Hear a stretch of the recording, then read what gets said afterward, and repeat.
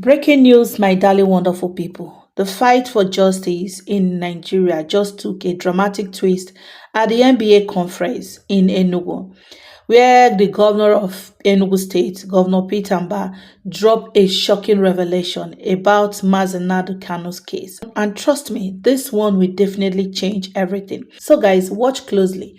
The last part is going to leave you speechless. That is to say, there is a very big hope for the Biafran people. So please let me just allow you to take a look at this video, and please don't forget to drop your opinion on this, and again help us to share this video, because really the Biafran people, the southeast region, really need to know that there is hope. Yes, we've been hearing about this issue, but coming from somebody like Peter Mbah, as in the governor that is being respected by most of the people in the southeast, I think it's going to be a great relief to the people of the southeast. So happy to share this video so that they will also have the knowledge of what is happening right now. And again, don't forget to like this video so that YouTube can also recommend it to others. Now, please take a look. Sir, I really want to appreciate you for what you are doing in Enugu State. Unlike the disaster we are seeing in Enugu State, we are doing very, very well. Coming to Enugu State, we don't need this thing for us to see what we are doing. In terms of infrastructural development, I still in Enugu State. I know how Enugu State needs to be. We are doing very, very well. And sir, yesterday, you told us we are doing an opening section that the judiciary are receiving their money as at Monday. I personally carried out investigation. And one of the judicial officers told me that they are not receiving their money as we claim. And I noticed it that one of their magistrates, who happens to be my friend, used the car to court. They said that they don't have a car. And I was asking, how do they have their money and they don't even have a car? Secondly, sir, they are receiving account in Enugu State. After Mobile now, nobody is here. And the essence of that is injustice. Please don't talk by the people of Southeast. Sir, you are doing well. You are doing well. I can give it to you. Please, I want you to intensify effort. Let them be coming to the list so that you have peace. Thank you, God bless you. My name is Leighton Zide from the Port Harcourt Bar. You have taken time. Here on your list now, looks like I'm taking time to read out through what you're doing in several sectors. Or as you said, charity begins at home. I'm a bit concerned about the issue. I want to know, there are some governments that are being housed for judges, like judges. Out of they take a little of what belongs to them and do all of these things for them. So I want you to tell your police, what's the extent of financial autonomy of the Enugu State judiciary? Thank you. I'm a senior advocate of Nigeria. Just one little question. The governor. I come to Enugu very often, so I'm not a stranger at all to Enugu. But it will be difficult for me to deny that I have not seen some ground-breaking changes. To you that will even be sinful, I don't want to be a sinner. Now, the question I want to ask is on this theme of transformational leadership, a theme I have written extensively on.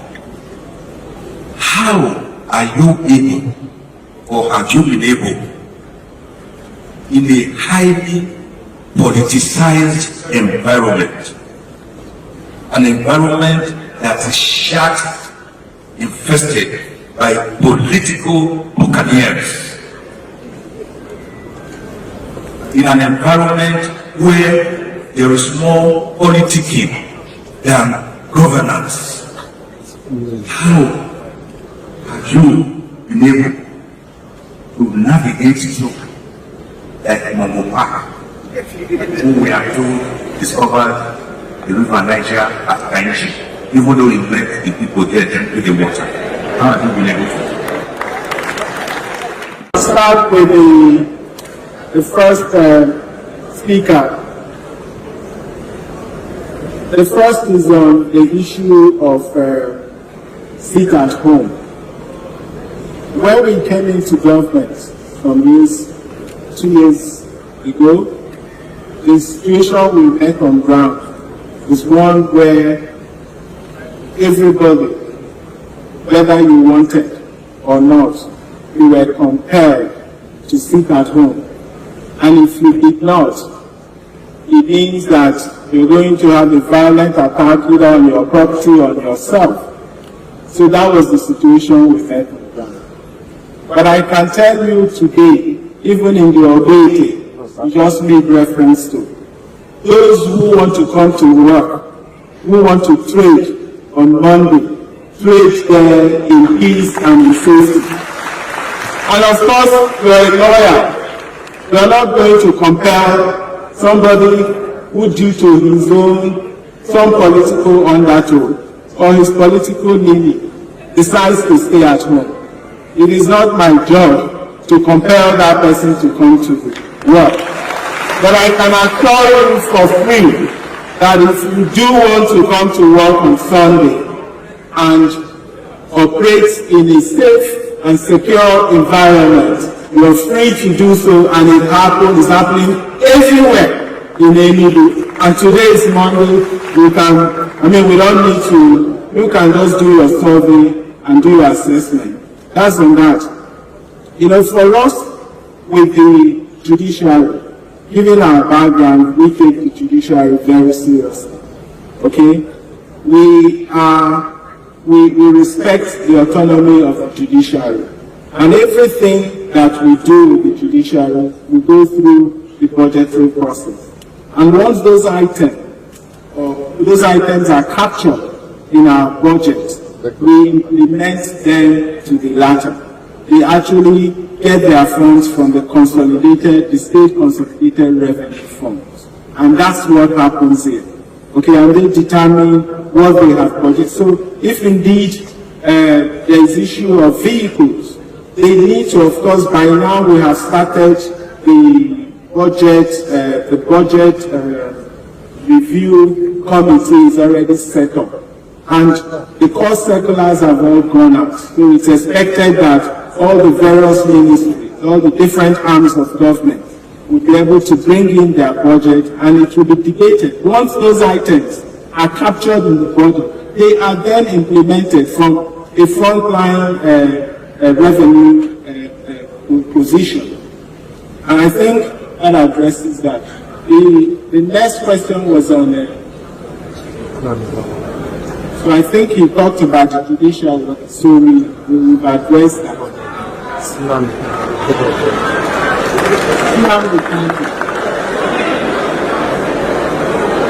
So I'm sure some of you followed my position about Nnamdi Kanu immediately I was sworn in.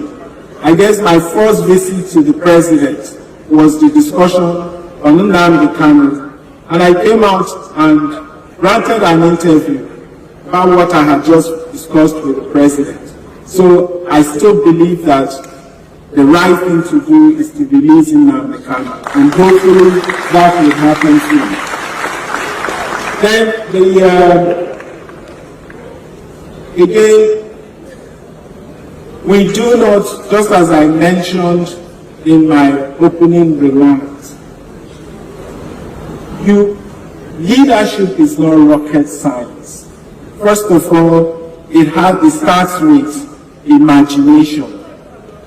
And you have to talk about, once you're able to imagine, looking at the trends and looking at the pattern of growth we inherited, if that had been what guided our projections or our vision, then we wouldn't even be where we are today or even getting good. We felt that even though that model of growth may have served us to where we are today, But in order for us to build on what we have, to get to where we want to take our people, where we believe our people ought to be, we needed to think outside what we were already familiar with. So let's take the growth projection. If we look at our trend, our growth rate had been it oscillated between 2 and 4% in the last 20 years. And we came in and said, we're going to grow the economy sevenfold. We're going to grow it from $4.4 billion to $30 billion.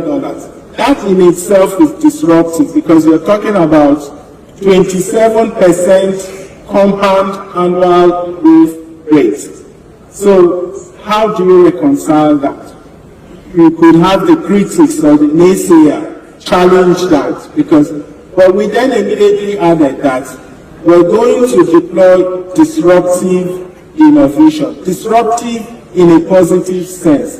It means we have to interrogate the status quo. We have to basically do things differently and do a quantum leap, which is largely what we have done, because we cannot build the infrastructures we're talking about if we don't have a revenue model that supports that.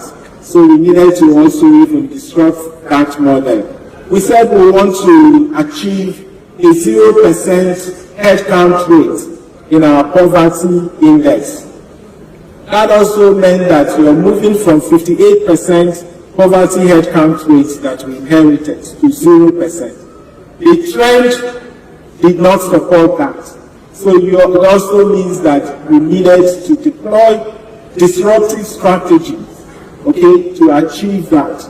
And then we want to make Enugu State the preferred destination. Those goals are in themselves intertwined.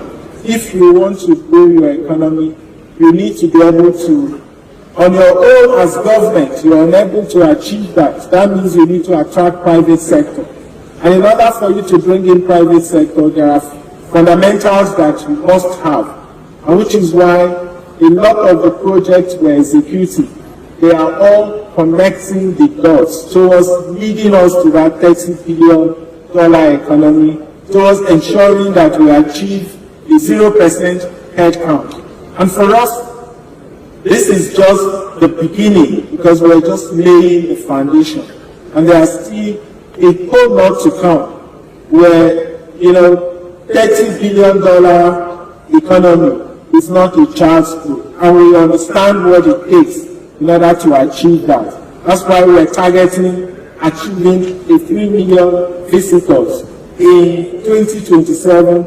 And we're not just pushing that into existence. We're also putting in place the structure to attract that number of visitors. And so we're pushing.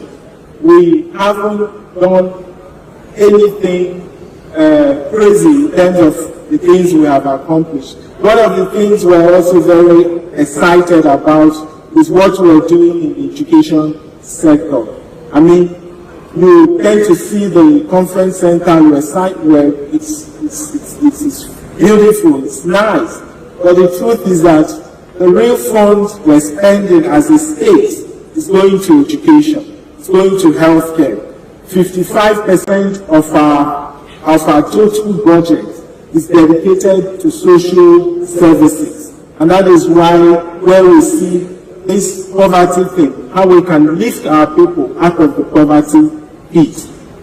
Building 7,000 classrooms within 2 years, not just classrooms, but making sure that each classroom is equipped with modern digital facilities.